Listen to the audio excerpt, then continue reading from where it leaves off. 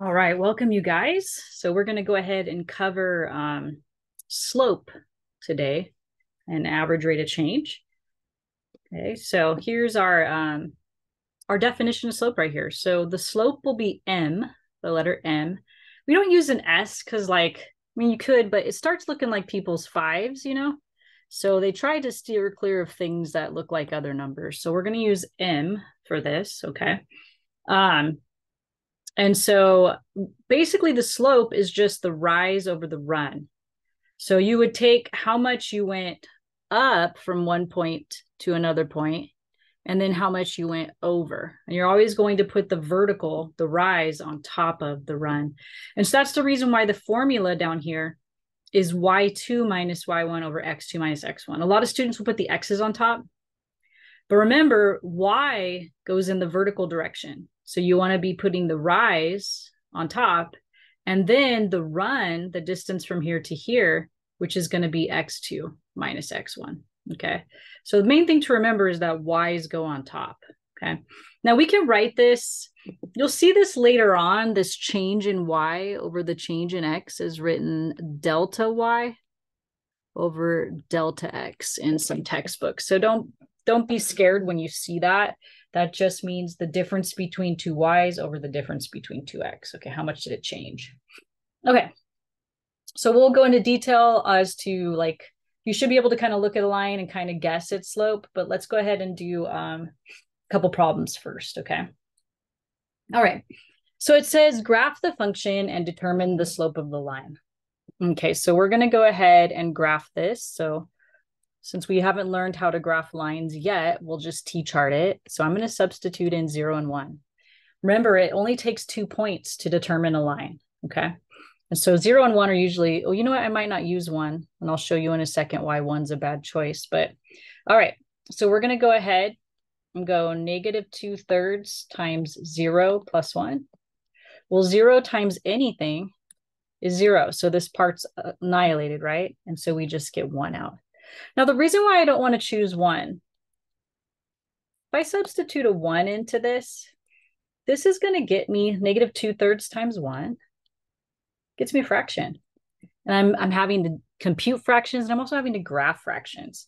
So I'm going to say just kidding on the 1. A better choice would be, and maybe you guys remember, would be 3, because if I have a 3 in the denominator, and here I have a 3 in the numerator, right? It's really 3 over 1, you guys. So it is in the numerator. Then those 3's can cross cancel with each other, leaving us negative 2 plus 1. So much easier, the math there. All right, so 0, 1, and 3, negative 1 are going to be 2 points on this line. So we can tell that the line is going to look like this. Oops, I dragged it too much. There we go. All right. So now if we want to find the slope, right, we've got to make sure that we put the rise over the run. So we would have to go up 1, 2, right? The rise would have to be positive 2 because we went up. And then the run from there would have to be 1, 2, 3. It'd have to be to the left 3. Now to the left 3 means that it's going to be negative. Okay. So our slope, which we're thinking of as the rise over the run, would have to be positive 2 over negative 3, right? And that negative sign, I mean, it could go anywhere. It could go at the top. It could go at the bottom. It could go off to the side, even with the fraction bar. So there's our slope, okay? Now, the reason why it could go anywhere, is because, yeah, I could have rose 2 and went to the left 3, but if you think about it, I could have gone down 2, and then I could have gone to the right 3, which would have been positive 3. So in that case, I would have put the negative 2 over the 3. And so it really could go with the top or the bottom. Either you could go up and to the left to get there, or you could go down and to the right to get there, okay? I'm always going to probably do the rise part first, so I'm going to erase that just so we have something consistent in this class, okay? But there you have it, okay? Now, something that is going to be important to know is that if a line slants towards the left, like here's vertical, right? This is straight up and down. If you take that line and you slant it towards the left like this, then that left of vertical, that's going to be a line with negative slope. And we'll talk more about this later. If I'm back here at vertical and now I go this way, this is going to be a line with positive slope. This will check a lot of your answers because students often have the sign wrong. We'll just glance up at your line and be like, oh, it's slanting towards the left. I better have a negative on that. We'll talk more about that. Find the slope of the line passing through the given point. So this is just us using the formula, okay? So let me go ahead and write the formula down again. Don't be in a hurry to do your homework. Little things like writing the formula down every time, they help you memorize it, right? And they really ground you, okay? Okay, so we're going to label this in the same way we did when we did distance and midpoint. Oops, x1, y1. x2, y2. All right, so let's go ahead and substitute it in, you guys. So m equals y2 minus y1 over x2 minus negative 2. Minus a negative means plus, right? Minus a negative means plus. All right, negative 8 take away 3 is negative 11, and 1 plus 2 is 3. So we get that the slope of this line is negative 11/3. Now we won't graph them all, but the fact that this is negative means that it should be slanting towards the left, right? GeoGebra. Okay, let's see here. I'm going to put these 2 points in, you guys, and let's see if it does slant towards the left. So we had negative 2, 3, and we had 1, negative 8, which I can't see because I don't have 8 on my screen, but there it is. If we were to draw a line connecting the 2 points, right? Sorry, let me get this guy off my screen.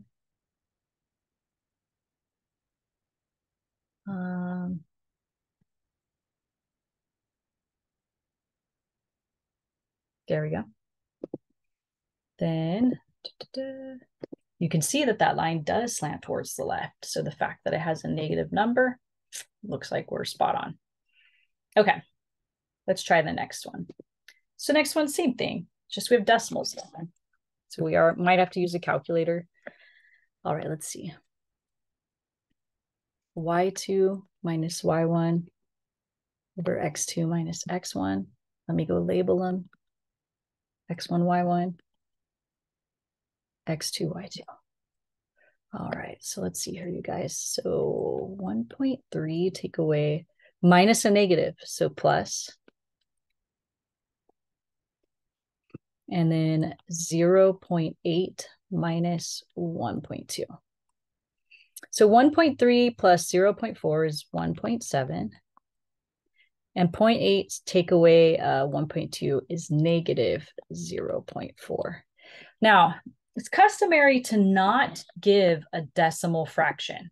That's like bad form, okay? Because nobody wants to look at a decimal fraction. You know you're looking at that going, yuck, right? Okay, so never leave a decimal fraction. Never leave a fraction made up of decimals. Bad form, okay? So what you can do is you can either divide this out on a calculator. So I happen to have a calculator with me. So 1.7 divided by... Okay, so what I'm getting is negative 4.25. But honestly, we don't really like the slope as a decimal when we have an abstract problem. It makes more sense if it's like a concrete problem. But the best answer would be, so I'm going to erase that because I don't think it's the best answer, but it's an answer. The best thing to do is just move the decimal once, because that's how many times you would need to move it to get rid of it. And then you end up having 17 over 4 negative. And the reason why a fraction's better is because if I had to graph this, I have my rise and I have my run, right? And I wouldn't have to be part way. I could be on a perfect corner. I'd go up 17 and to the left 4, okay? All right, so never leave a fraction made up of decimals, okay? Oops, sorry, you guys. Okay. So now we're going to look at, what's the slope of the horizontal line, y equals 4. Okay. So basically, if y equals 4, it's always going to be 4. And you could pick any values you want for x. I don't know. Let's say we pick 5 and 3. So y is 4, but x varies is how we say that in math. Okay. Y is 4. What am I doing? Sorry, guys. There we go. Let me get italicized. Let's make this a little smaller. Okay. All right. Y, not unitalicized, is 4 and x varies.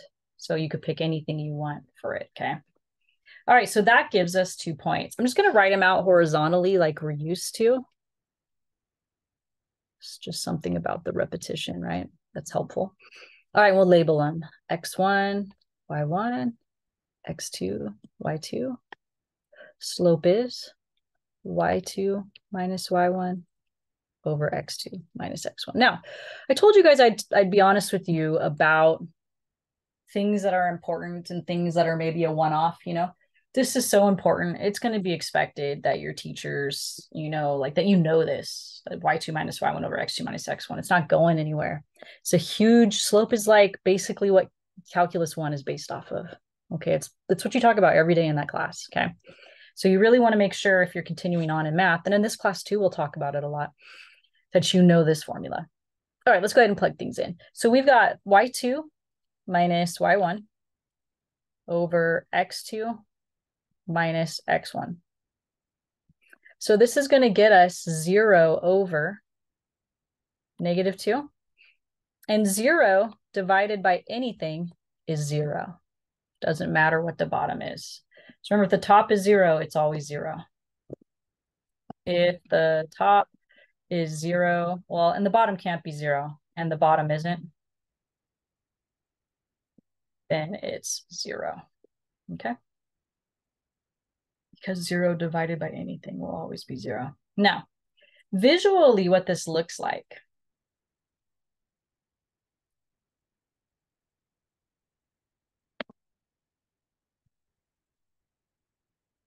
So we've got 3, 4, 1, 2, 3, 4, 5. So here's 3, here's 5, 1, 2, 3, 4. All right, 3, 4, 5, 4. If we draw a line through that, let's make it blue. Then that line is a horizontal line, right? So that means that the slope of a horizontal line is 0. That's something to notice, you guys. It's the big takeaway here, if you will. The slope of a horizontal line is 0.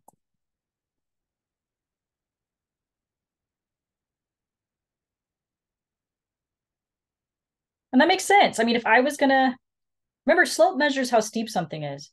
So if you were like looking at this, say you're walking along it, and people were like, hey, how sloped is that thing? How steep is that thing, right?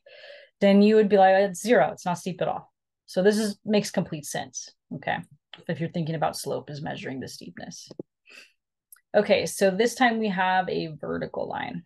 Okay. So this time x is 3 and y varies. X is 3. Oops. So I write 2.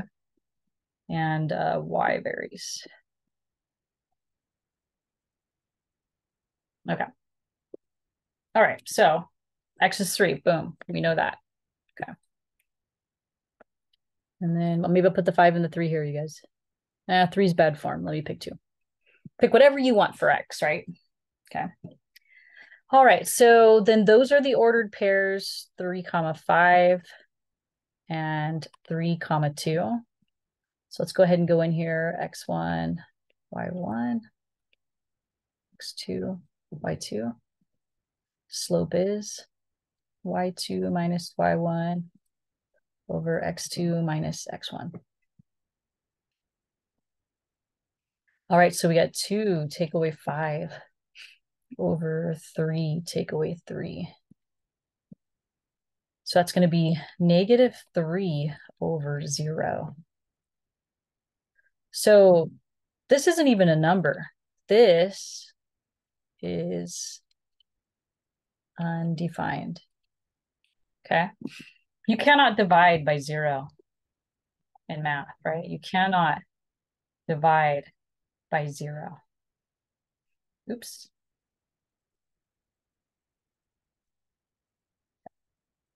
I can't remember what Siri says, but if you go on your iPhone and you're like, hey Siri, I know 0 divided by 0. It's pretty funny. But I don't know. I haven't tried like, hey Siri, what's 5 divided by 0 to see what it says. But I know for 0 divided by 0, it says some pretty funny stuff. All right, so this is undefined. Whenever you have 0 in the bottom, it's going to be undefined. So if we go back to that picture, oops, I just want to write this in. Oh my goodness, let me make it a little straighter. Okay, let's see, where do we put these? This is X, this is Y. 3, 5, 1, 2, 3. 1, 2, 3, 4, 5. So 3, 2 would be here. 3, 5 would be here.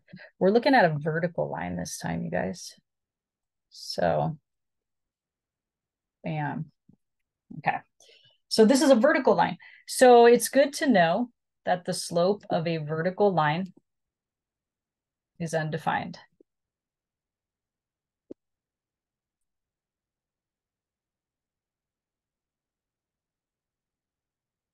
Big deal.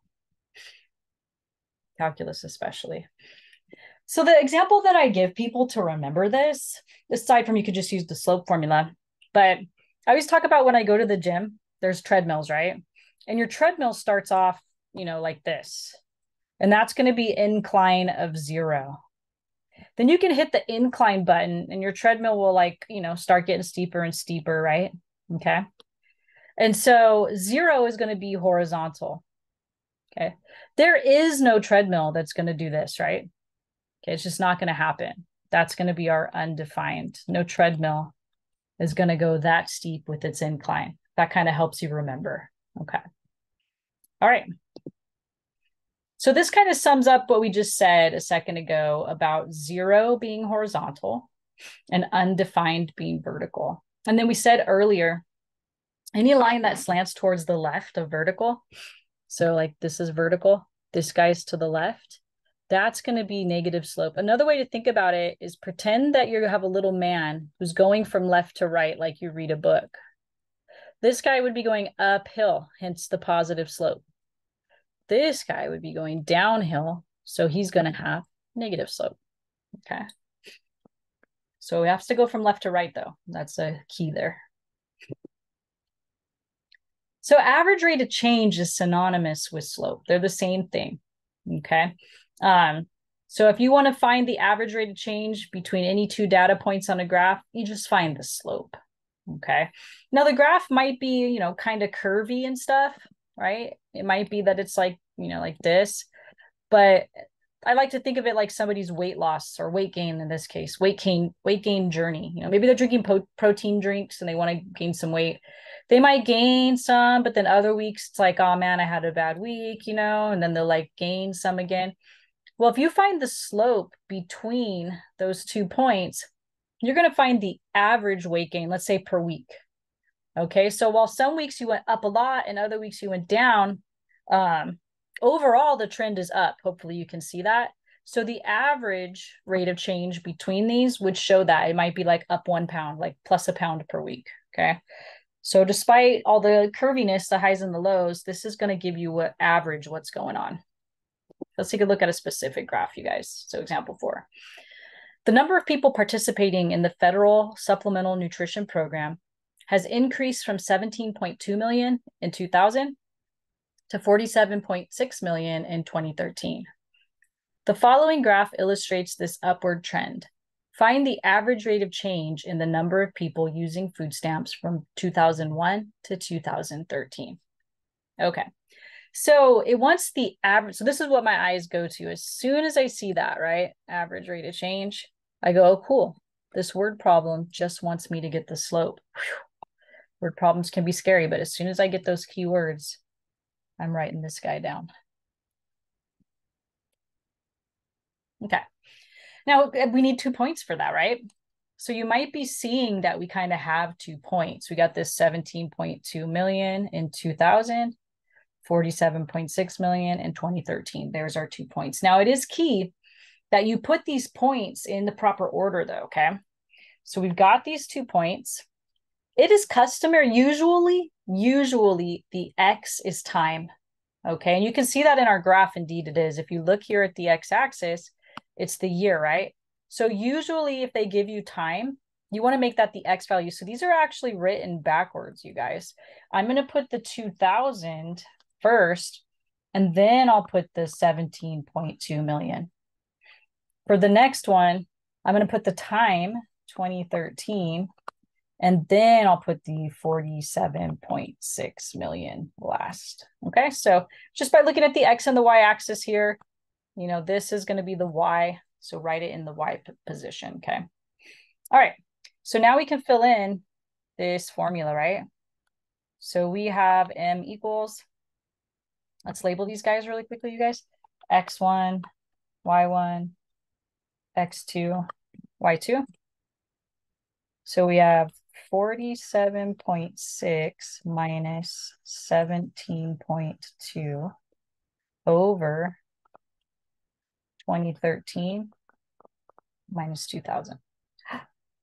Oh, 2001. I think that's a typo, you guys. Can we just change this guy right here to a 2000? Sorry. I think that's a typo. Okay. All right. So then let's see what we get. I got my, let's see, 47.6. 47.6 minus 17.2. I'm getting 30.4 over 13. Now, we can't leave it like this. We said don't leave a decimal fraction, okay? But this time, since it's an actual like word problem, I'm going to get the decimal, okay? So if you're wondering like, why is she getting the decimal this time? Because it's a word problem, okay? Okay, so we can't leave a decimal in a fraction since it's a word problem. Let's get the decimal. Okay. All right.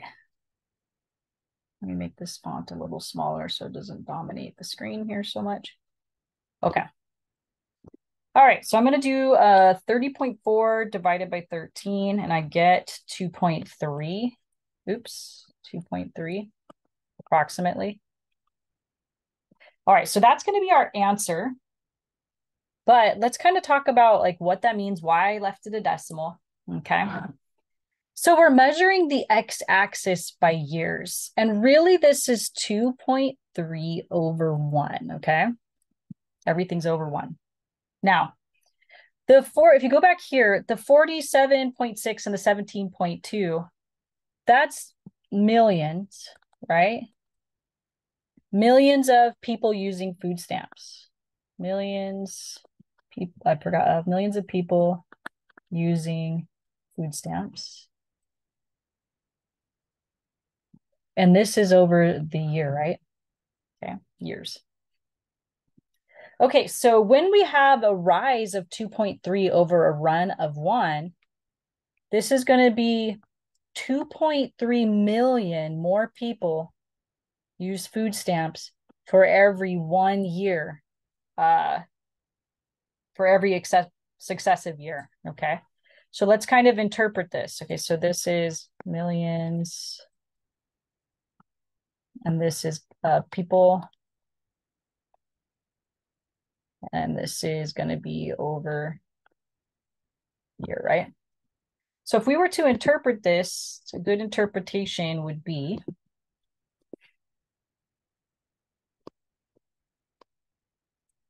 from 2000 to 2013, there were on average, right? Because we're finding the average rate of change, 2.3 million more people, 2.3 million more people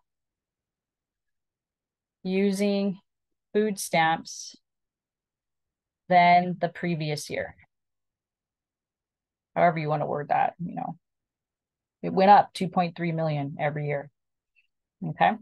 If one of these had been a negative, like if this was a negative 2.3, then you would say, okay, 2.3 million less people were using food stamps every year. So there were on average 2.3 million more people using food stamps than the previous year. Oops, I just saw that the previous year. Okay. All right. So we want the denominator to be 1 because it's easier for your brain to think about, right? It's like, oh, every year, every 1 year. Versus this, who wants to say there were 30.4 million more people using food stamps every 13 years? Yuck, right? People want to know what happened from 1 year to the next. So we want to make that denominator 1. Okay.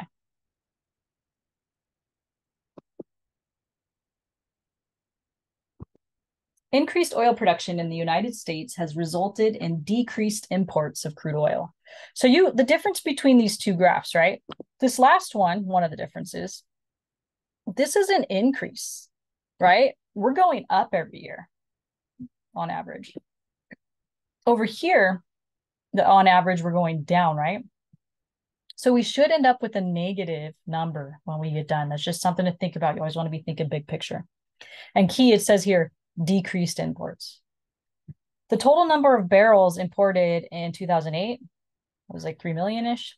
This number has decreased to 2 million barrels in 2013. This is from the Census Bureau. Find the average rate of change.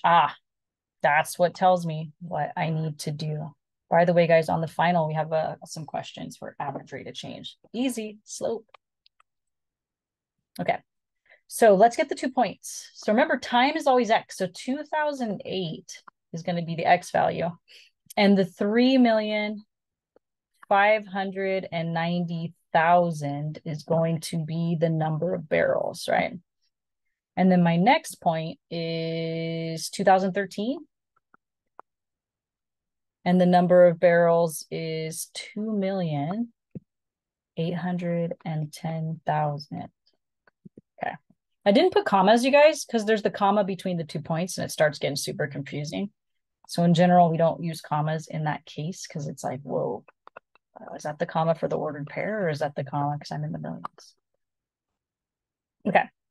So we know slope is y2 minus y1 over x2 minus x1. Let's plug in. All right, so 2,810. I'm going to put the commas back here because it's not. Oh, you know what, you guys? Let me just talk about something. I'm going to end up getting negatives and stuff. What if I switch these points around? What if I do this and say, just pull a just kidding right now? Like, what if I go, okay, I'm going to switch them. Let me write this point. Oh, I'm going to get a negative either way. You know what? Never mind. Ignore what I just said.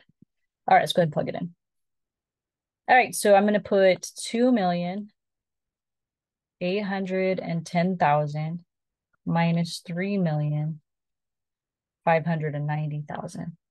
And then it's going to be 2013 minus 2008. So keep in mind, this is barrels. I can't spell barrels. Barrels of crude oil, right? It's just one L. Yeah. Is this barrels of crude oil? Yeah. Barrels of crude oil. And this is years.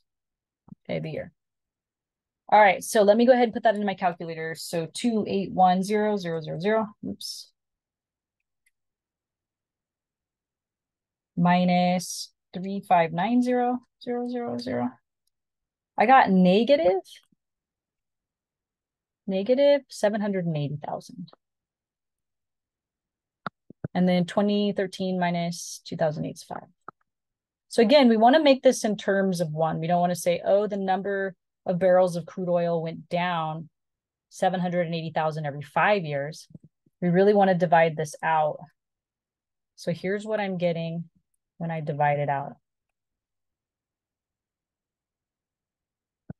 Okay, so the interpretation of that, remember that's over 1, right? I mean, I'm not going to put the over 1 in my answer, but it's over 1.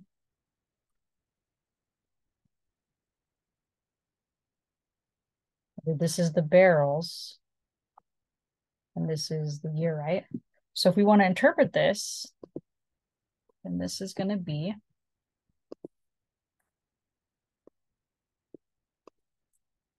the number of barrels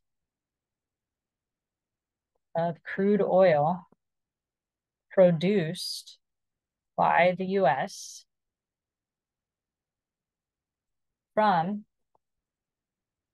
2008 to 2013 went down, I should say decreased on average 156,000 barrels per year. Okay. I put this on average to save myself. It's not like every year, like up went down 156,000, down 100, it's like it was probably, not the same amount each year, but on average, we took the average of all the years. This is what it ended up coming out to. The number of barrels of crude oil produced by the US from 2008 to 2013 decreased on average by 156,000 barrels per year. Decreased on average. Maybe I don't need by 156. There we go. Okay.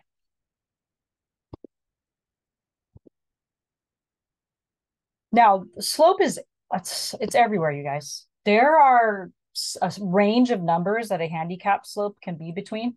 I mean, obviously, you don't want a handicap slope that's super steep, right? So the slope that it's allowed to be, contractors know, and they have to work within those so they don't get fined. If you go to places where there's snow and you notice the houses start to change, their roofs get a lot steeper.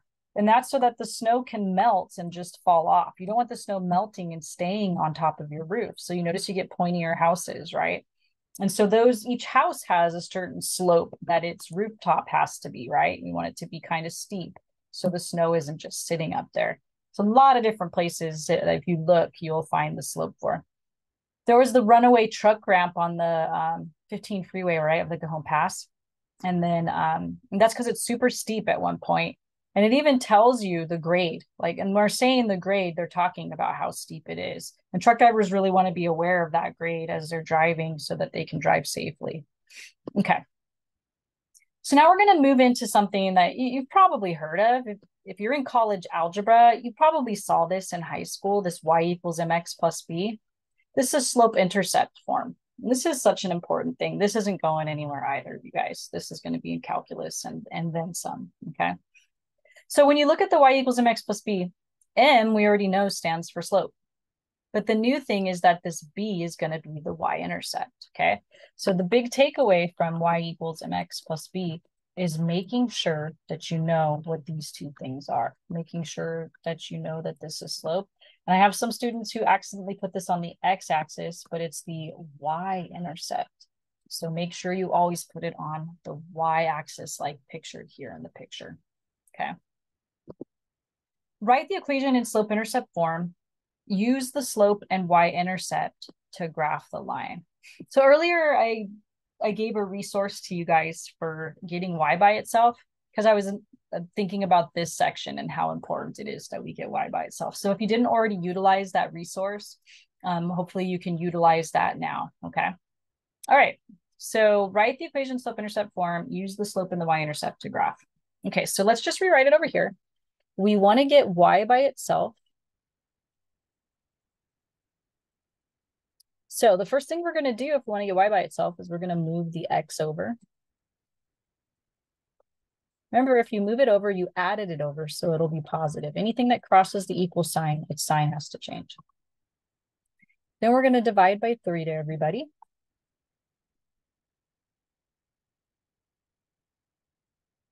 Now 6 divided by 3 is 2. Okay, so write the equation in slope-intercept form, check. Now we have to figure out who's the slope and who is the y-intercept. So the slope is going to be the 2/3. Remember, this is y equals mx plus b. M is always the slope. And then the y-intercept is always, if it's written correctly, the last number, right? And so it's going to be 0, -2. when you put it into my math lab, you guys, just make sure that you remember to not just be like, oh, it's -2. You have to put the 0, -2. It wants it as an ordered pair. All right, now we're going to use these to graph it. So 0, -2, that's going to be on the y-axis, okay? Now let's look at our slope closely. If our slope is 2/3, this is the rise, so the up and down movement, and this is the run, so the left to right movement. If it's positive, it's up. If it's positive, it's to the right. So we're going to go up 2, right 3, up 2, right 3. So up 1, 2, right 1, 2, 3. Okay, so this is where our dot's going to be. I'll just probably draw a 1, 2. And then from there, 1, 2, 3. So you can see how we did that. Now, just as a side note, mathematically, these are the same. A negative divided by a negative is a positive. So these actually equal each other. So they're the same slope. Now, if you looked at this one, the top controls the up and down. The bottom controls the left and right. -2 would mean to go down 2. -3 would mean to go left 3. Well, if I went down 2, 1, 2, and then I went left 1, 2, 3, I'd still be on the same line. Now, why I bring this up is because sometimes I'm stuck at the top of my graph paper. Like, let's say my point's like right here. And then it's like, okay, you go up 2/3. You're like, oh, dang it, I don't have any more graph paper left to go up 2. All right, we'll slap negatives on both of them so that you can go down 2 and to the left 1, 2, 3, right? And then you're on your graph paper still. So it's good to know that you can always do the exact opposite. Instead of going up and right, you can go down and left, and that'll still keep you on the graph paper or whatever incidents you have. Maybe for some reason going up is better to keep you on your graph paper. Okay, so that was our first example of slope-intercept. All right, we got to get the y by itself. We got to get this guy into y = mx + b. So I'm going to make 2 changes. I'm going to move this y over because I want him to be positive and on the left. At the same time, I'm going to get rid of this x and move the x over. If I move him over, he's going to change his sign and do a negative now. All right, and then we'll just divide by 2 to everybody.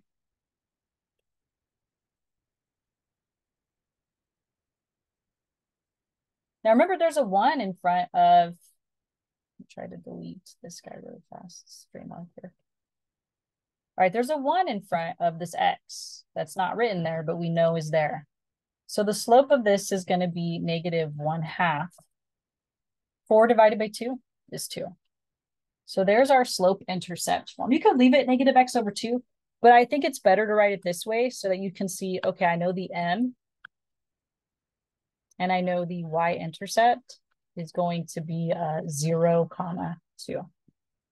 So I'm going to go to 0, 2 on the y-axis, right? And then I'm going to look at my slope in detail, right? -1/2. The negative could go with whatever, but I suggest you're consistent. I always put it with the top. All right, this is my up and down. This is my left and right. Because it's negative, I'm going to go down. Because it's positive, I'm going to go to the right. So I'm going to go down 1, right 2. Down 1, right 2. And you could continue to do it down 1, right 2 to get a good line, okay? Or instead of going down into the right, we could go up and to the left. Up and to the left. We could do the exact opposite, and that would work. Bam. I always like to check, should it be slanting that way? It's a negative slope. Yeah, negative lines slant towards the left. Over here, it was a positive slope, and it slants towards the right. My little man would be going uphill if he were going from left to right. Over here, my little man would be going downhill if we were going from left to right. That little check, you guys, is going to help you get your problems right. A lot of times people miss these because the line is slanting the wrong way. All right, let's go in here and just practice a bunch of these, okay? All right, so y = 20. We've got to know that y equals are actually vertical lines. I mean, horizontal lines. Most people, or a lot of people, not most, they think, oh, the y-axis goes up and down, so this must go up and down. No, it actually is a horizontal line. And so, and if you think about it, that makes sense because y is 20, but x could be whatever, right? So let's say you had 0, 20 and 120. So let's say this is 20, you guys. Well, 0, 20 would be here. Let's say this is 1. 120 would be there. You can see we're getting a horizontal line there. All right, so I'm looking for a horizontal line that goes through 20. It looks like the answer is going to be E for this one. Okay, so E. All right. So E's gone. That's off the list. Let's go to this next one. So we know we got to get y by itself. So we're going to go ahead and divide by 5 to everybody. So we have y equals 2/5 x plus 3. Now we know that the slope would be 2/5. And we know that the y-intercept is going to be 0, 3. So this is going to cross the y-axis at 1, 2, 3, right? And then the slope, 2, 3, 4, 5. The slope is going to be up since it's positive and to the right since it's positive. So I would go up 1, 2, and then over 1, 2, 3, 4, 5. So it should look something like this. But honestly, the y-intercept would have been enough. I'm just giving us all that extra practice. Because if we look for lines that go through positive 3, I think I only see one right here. That's the only one that's going through positive 3, you guys. So it looks like D is going to be the winner. So D and E are out. Let me cross D and E out. Okay, this one's already in y equals mx plus b. Cool. So the slope is negative 1/3. And the y-intercept is 0, negative 4. So we have to look for a line that goes through negative 4, right? 1, 2, 3, 4. And it has a slope of down 1 because it's negative and right 3 because it's positive. So 1, 2, 3, something like this. And probably only one of them goes through negative 4. Let's see if any of these go through negative 4, you guys. Ah, look at that. That's going to go through negative 4. Letter A is. So A is going to be our winner. Right there is negative 4. So D, E, and A are out. Let me do this in red just so it's more obvious. Okay. Now X equals 5/3. That's going to be a vertical line. The x-axis is horizontal, but X equals 5/3 is vertical. It's always opposite the axes, you guys. Now, 5/3. 5/3 is 1 2/3, or if you put it in a calculator, it'll say 1.666666. So we are looking through a vertical line that goes through 1.666. Well, there's only 2 vertical lines on the screen, right? And it looks like this one right here is going through about 1.6. So it looks like the answer would be J on this one. Okay. J, because we went through 1.6. It's already in y equals mx plus b. Cool. So the slope is going to be negative 1. And then the y-intercept is going to be the last number, negative 2. All right. Remember, there's always a 1 in front of stuff if it's not written, right? And some people put the x here. The slope's a number, you guys. You should never have a variable there. So we're looking for a graph that goes through negative 2, right? If I had I'd be down here at negative 2. And then my slope would be negative 1/1. So I'd go down because it's negative and to the right because it's positive. So I'd go down 1 and then right 1, something like this. All right, so we need to look for a graph that goes through negative 2 though. We know A, D, E, and J are out. So that narrows it down. I think I only see one that goes through negative 2. Right here, this guy's going through negative 2. So C's the winner. Okay. So gone, gone, gone, gone, gone. Now we're narrowing it down. Yep. Now, if there is in the whole y equals mx plus b, and mx plus b, if there is no plus b, feel free to add a plus 0. Then that'll make it clear that the m is 2 and that the y-intercept is going to be 0, 0. Okay. So that means that we would go through, our first dot would be here. And then if our slope is 2/1, positive would be up and positive would be to the right. So I would go up 2. And then after I go up 2, I'd go right 1. And this would be my slope. And I see 2 lines that go through 0, huh? So it was really important that we knew more than just the y-intercept. This line goes through 0, 0. This line goes through 0, 0. But we're looking for the one that goes up 2 and then right 1. So it looks like F is the winner. The other one doesn't even have positive slope, huh? It slants towards the left, so it has negative slope. So it's out of there. Okay. Gone. Look, we only have a few left. Okay, y equals -3. If you recall, it's opposite the axis. So if the y-axis is vertical, then this line is going to be horizontal. And it's going to be -3, right? So let's see which one of these guys goes through -3. Well, there's only one horizontal line left. Oops. And that is H. And it goes through -3. Perfect.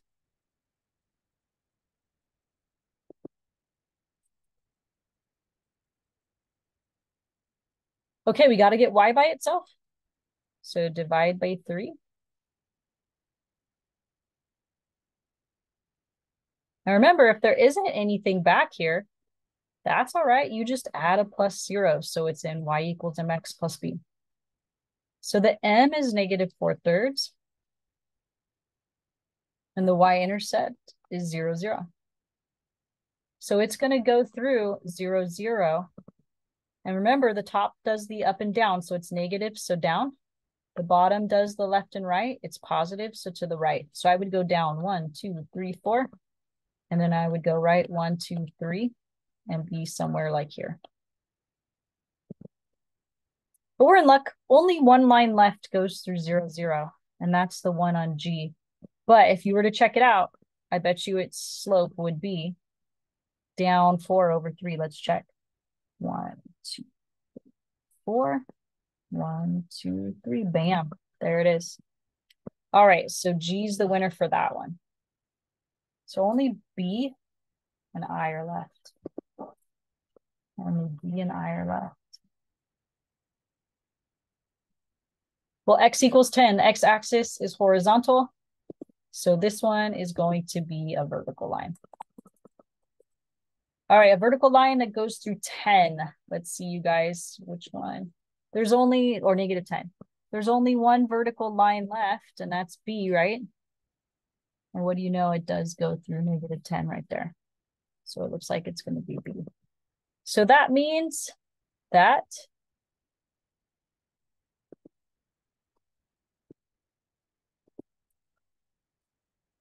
I has to be this last one. Let's just go and make sure. Okay, so the M is the 1 that's in front.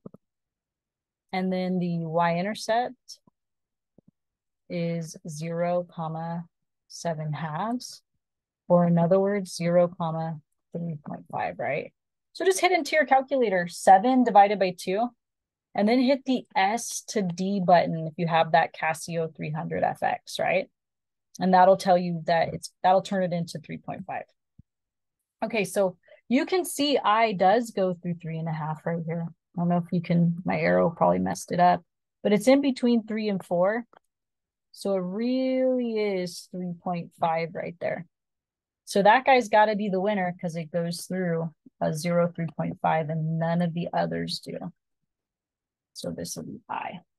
Hopefully those extra 10 examples just kind of helped. But if not, shoot me an email, you guys, and I can give you plenty of practice on this, make a video, whatever you need. Okay. All right, you guys, that finishes off 1.3. Take care.